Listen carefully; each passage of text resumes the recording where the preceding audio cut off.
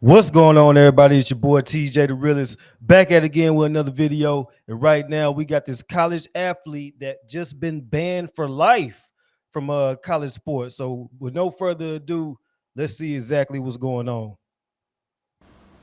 You can be doing something you love, next thing you know, it's gone. Day Hunter is going to try another three, and he will knock it down. He was a starting shooting guard with a smooth three-point shot. But now, Sidquavius Day Hunter is banned for life from the NCAA, embroiled in a gambling scandal.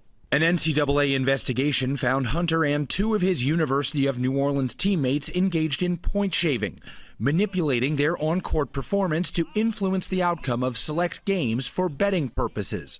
At least 7 New Orleans games were under the microscope, including this one last December against McNeese State. That's Hunter once again.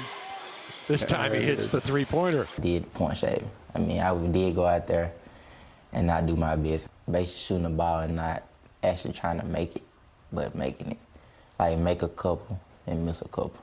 Hunter says players were approached by an unidentified bettor out of Las Vegas who likely saw green flags in the form of dollar signs. The way they did it, they'll look at the record. They're like, yeah, it's a better chance that they lose by a certain spread.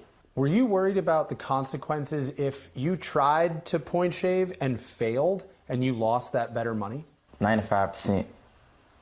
We were going to get the job done. Text messages recovered by investigators from teammate Daquavian Short's phone included an exchange between Short and Hunter in which they discussed receiving $5,000 for their participation in the scheme. I was money hungry. That's all it was, money hungry. Fast cash. What did you want to do with that money? Skip that question.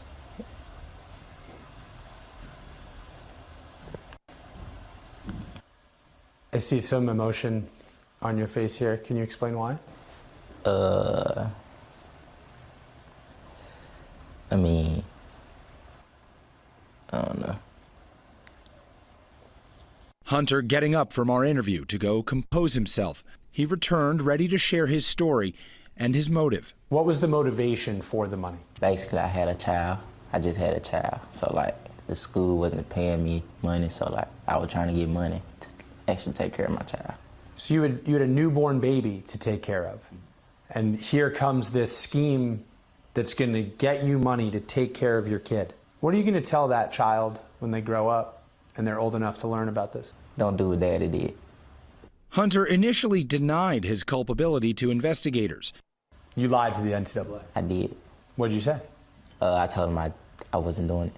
I told him, like, I didn't know anything.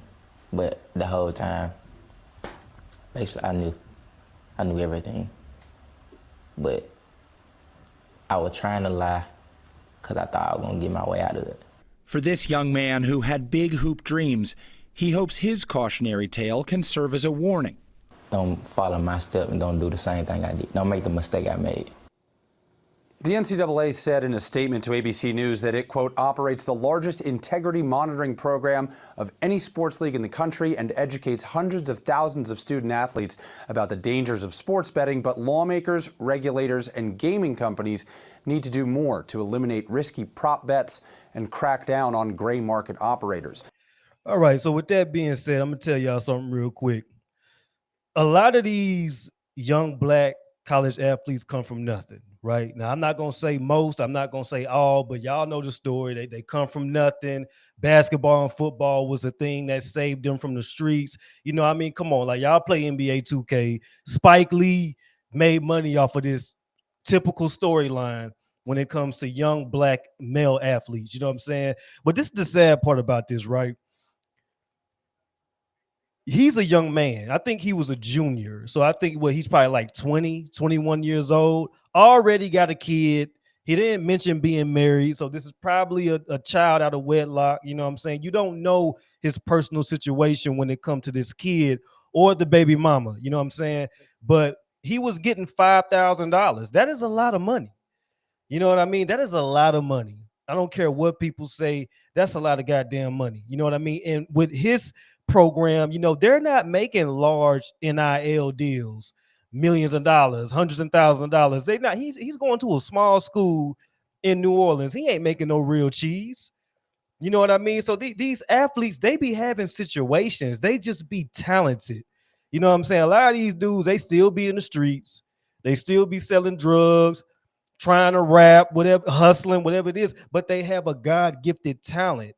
You know what I mean? They could go to school, they could play at the elite collegiate level on TV, ESPN, overseas, whatever. You got a lot of talented young black men that just, they did not come up in the best situations and they're not living in the greatest circumstances in their personal life.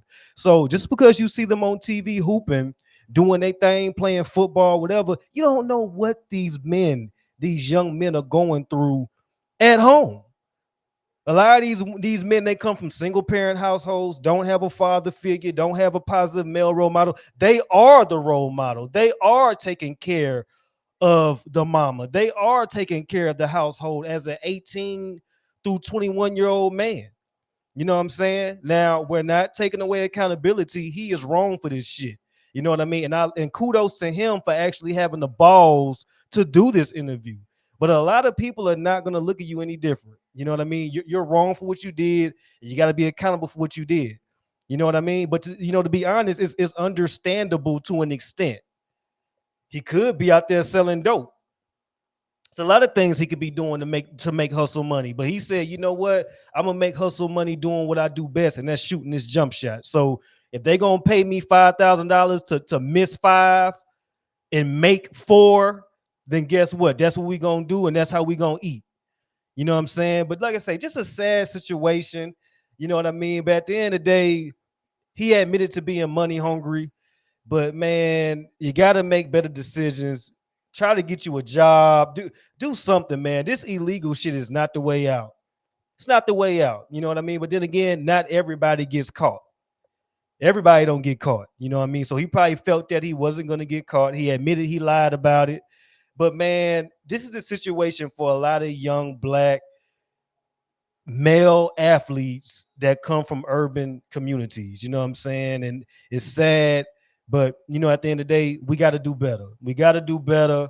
We got to support one another, create more job opportunities, create more things that's just not against the law. You know what I mean? Not against the law. Do things the right way, and you don't have to worry about shit.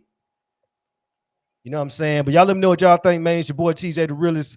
New videos coming soon. Thanks for watching and God bless.